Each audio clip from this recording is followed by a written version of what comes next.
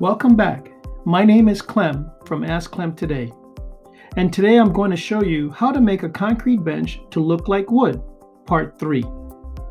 We're going to accomplish two things. I'm going to show you 1, the formula for the concrete mix for the scratch coat, and 2, how to apply the scratch coat. Hope you enjoy it. So, we are going to go ahead and put concrete on the two tops, and also we're going to go ahead and put concrete on the legs in order to put the texture, so we can do that today. So to kind of give you a heads up, what we're going to be using is we need masonry cement type S. As you notice here, it says S and M. This is an 80-pound bag. Type S is the bag that you'll need to do this. So, not sure if it'll take me 2 bags, 3 bags, but I'm here ready. I technically have more bags just in case, just to play it safe. What you're also going to need is this here. This is the product, the only product that you're going to have to look to see where you can get it, and you can get it at construction outlets. Just Google it, Acryl 60. So Acryl 60 is a water-based acrylic bonding agent that works phenomenal in order to stick to anything. And then of course you're going to need some concrete sand. So I'm going to take you here. There's my setup. So I got a big old bucket for water. Here's my sand, basically, that you can pick up at Home Depot or Lowe's. I got these huge bags for like 36 bucks. I don't know how many yards are in there. So I have that bucket I keep with water. Then I got my mixing bucket. And you can never do without buckets. I'm going to tell you that right now. My wife drives me, I drive her crazy because I'm always looking for buckets. And then, because my job is small, I'm going to be using this setup. It's a heavy-duty drill with the mixer bit. But I do have a dual paddle concrete mixing tool that I use when I do my overlays and when I do bigger jobs. Actually, it's a single blade, sorry. And but because it's a small, I consider this a small job, so I'm just going to use this here. And so just to kind of let you know, and I'll put it down in the link. So when you mix the concrete, you could use either a 44-ounce cup from 7-Elevens to give you a guide. And the ratio is 2 cups of sand to 1 cup of concrete. If you take those two, put it in a bucket, and then for this will be 1 cup of Acryl to 2 cups of water. That's your mixture. And you want it to have almost like a consistency of a thick milkshake is what you want to have it done. So we're going to put 2 sand and 1 masonry, and we're going to do 2 waters with 1 Acryl 60. And then you just keep adding until you can fill perhaps 3/4 of a 5-gallon bucket. So that can give you an idea of the formula. That formula is important. Keep track. There are different formulas that we use in regards to what application we're going to do. So that particular formula is kind of about midway. If you want it stronger, then you do 1-to-1. But it'll be pretty good with a 2-to-1 formulation. All right, so I'm going to go ahead and start mixing. All right, guys. So we went ahead and did Acryl 60, one of these 44-ounce cups from Wendy's, to 2 cups of water. We mixed it. That's the first thing you want to do. Then after we mixed it, then we're taking this some masonry cement, and the ratio is 1 cement to 2 cups of sand. But it's still going to be watery, but that's your ratio. Like right now, this is my 6th set. After my sixth set, then you can start seeing it becoming a little bit more thick than a milkshake, and that's what we want. We want it thicker. Like right now here I got it mixed, but as you can see, that's just too loose. So I'm going to go ahead and mix another one. This will be the sixth one.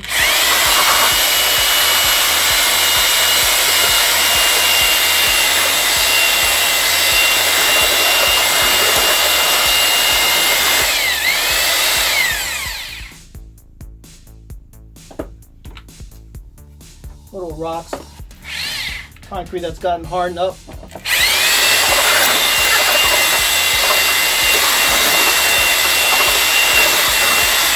going to put the sand in.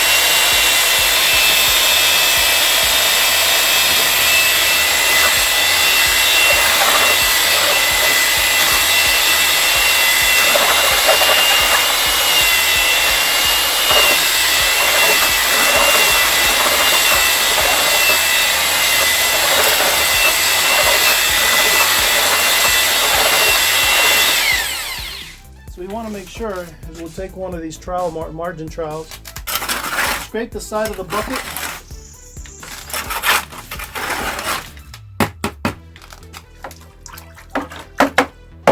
so like that you make sure that you get everything. Sometimes when you mix it, sand or concrete gets on the edge, but by scraping the bucket you're able to mix the whole thing. So I'm going to go ahead and spin it one more time.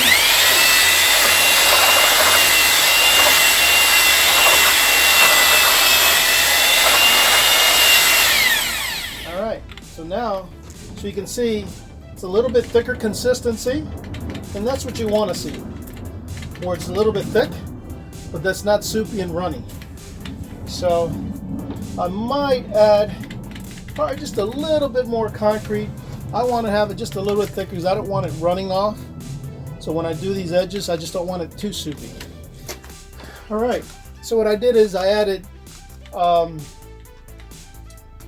one more of these cups of just cement, just because I want it to be a little bit thicker, so I can be able to, as I put it onto the mesh, I don't want it running.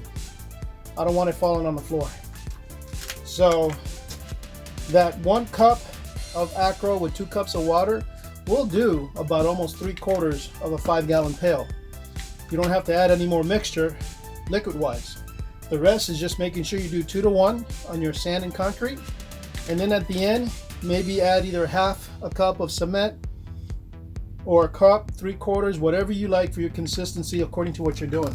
So I'm going to show you here the consistency. See how it's a little bit thicker? It's not falling off as easy. I'm shaking it. Still soft.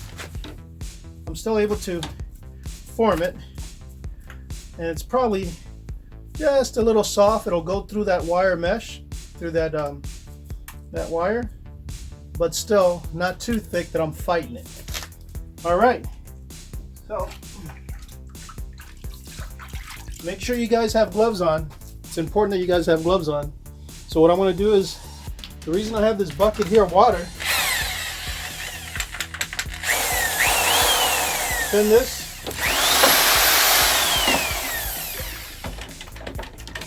and always make sure you clean your blade. You guys wouldn't believe it, but this blade, I probably have had it probably about close to 8 years. I do take care of my tools, and I believe that if you maintain your tools the same day that you're using it, and have it ready for your next job, they're going to last you a long time. Perhaps the employees, and they leave it all this crud of concrete, and it's just not good. And then because it's not their money, then they tell the boss, hey, we need another blade, and before you know it, you're spending so much money on products. I strongly believe that if you take care of your tools will take care of you.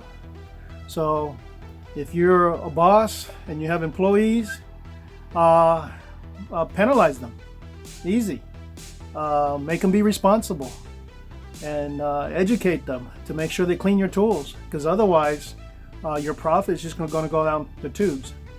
So always maintain it clean, and at the end I like to use WD-40, clean my drill with it, and as best as possible so it looks pretty. And not only that, when something looks clean, you're able to work better. All right, so now to my next task. So when I'm working on a table, doing a project, I hate to be bending down. So as you can see, I put my bucket here. It's on top of 2 other 5 gallons with their lids.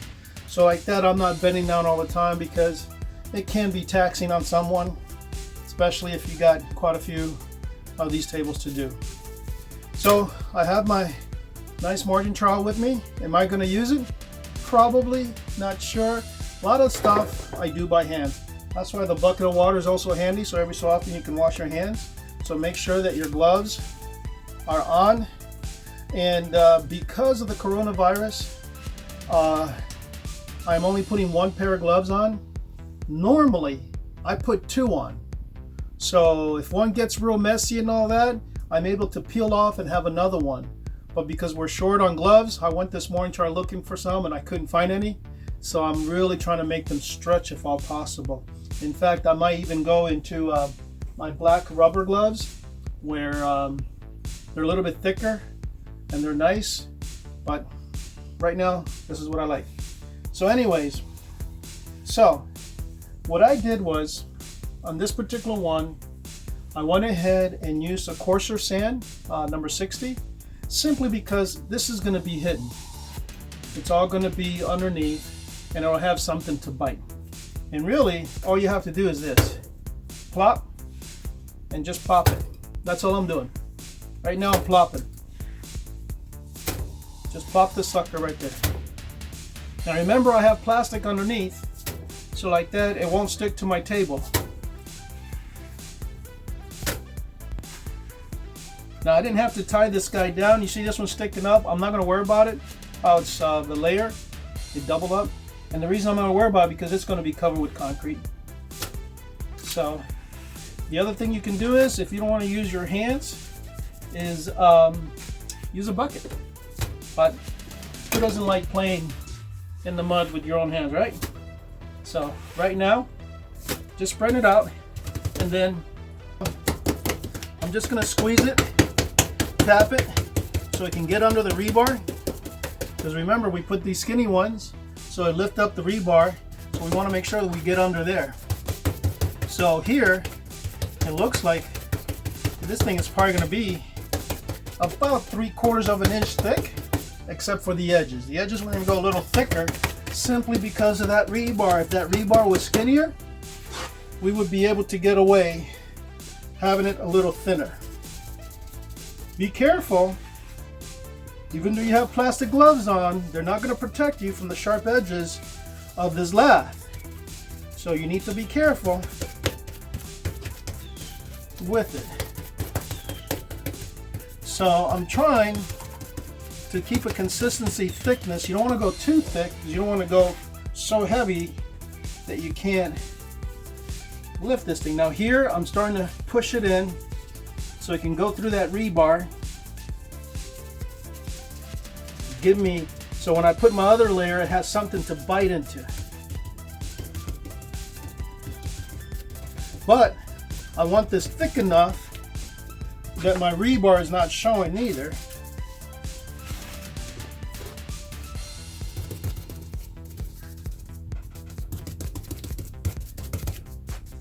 So because this area is going to be thicker, this is the area that your base is going to be supporting. So here in the middle could be less, which is fine. It's looking nice.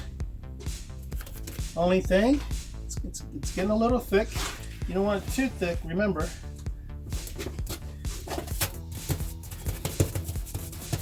So I think I'm going to steal. I'm making it too thick here on the. I don't need it to be the same thickness. I don't need it to be the same thickness in the middle.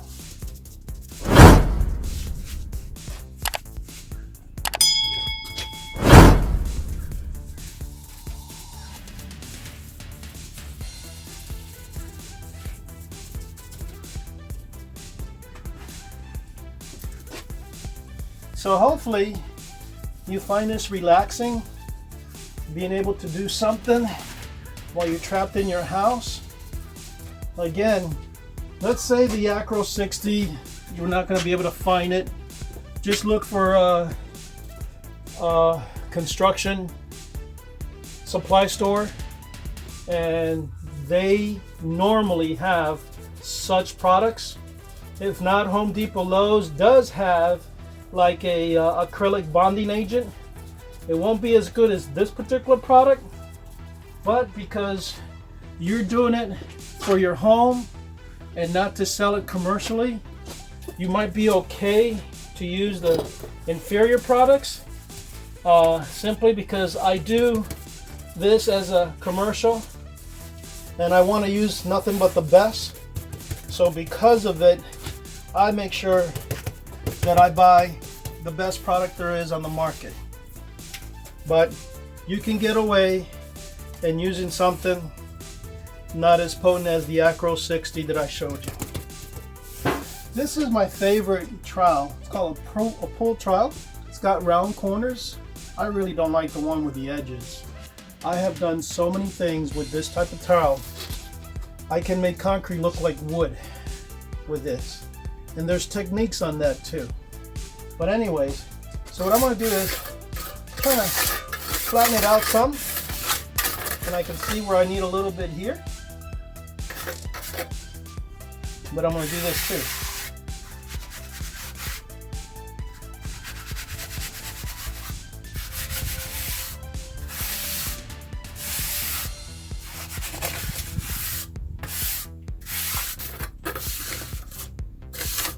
Definitely want to make sure that these areas are flat.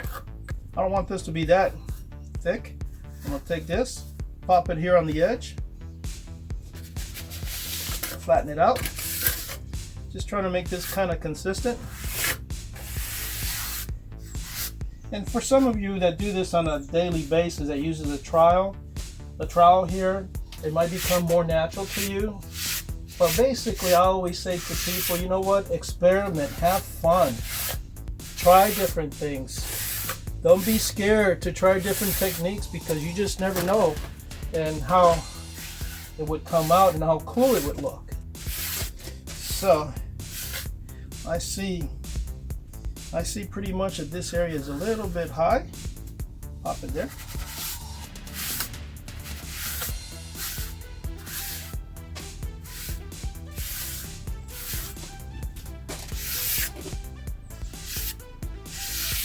So you see, it's not running where I can't give it shape, but it's not too hard where it's difficult to give it shape. So just gonna put a little bit more here. So here I see I got some missing.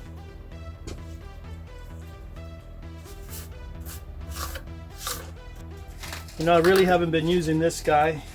So what I'm gonna do is, I always clean in between. If you don't clean in between, it's gonna make it harder to clean your tools. So I'm gonna go rinse this off and then work at that other end. Just plop it. Plop it.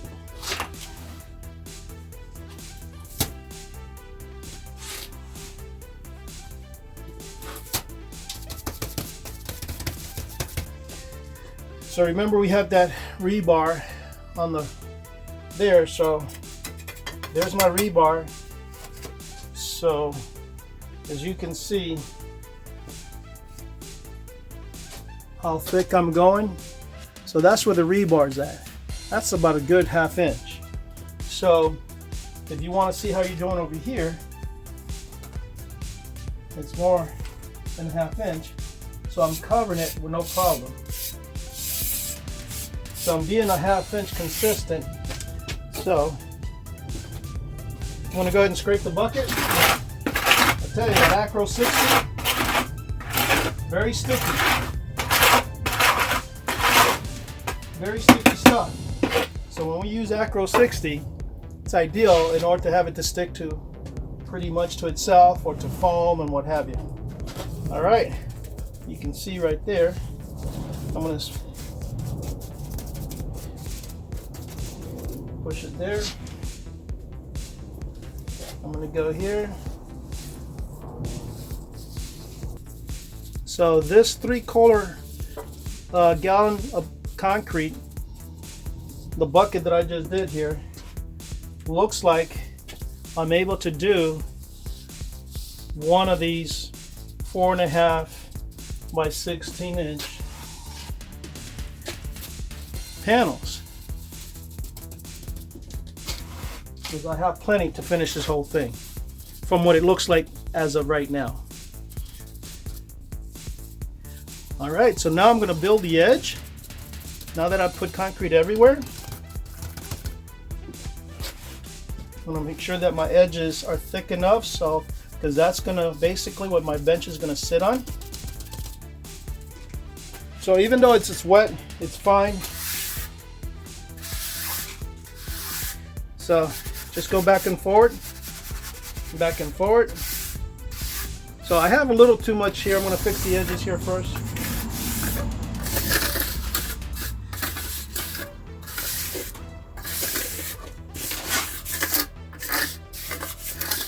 So see, I got myself, I don't know, about a good 3 inches lip on either side, and just so I can have something to sit on.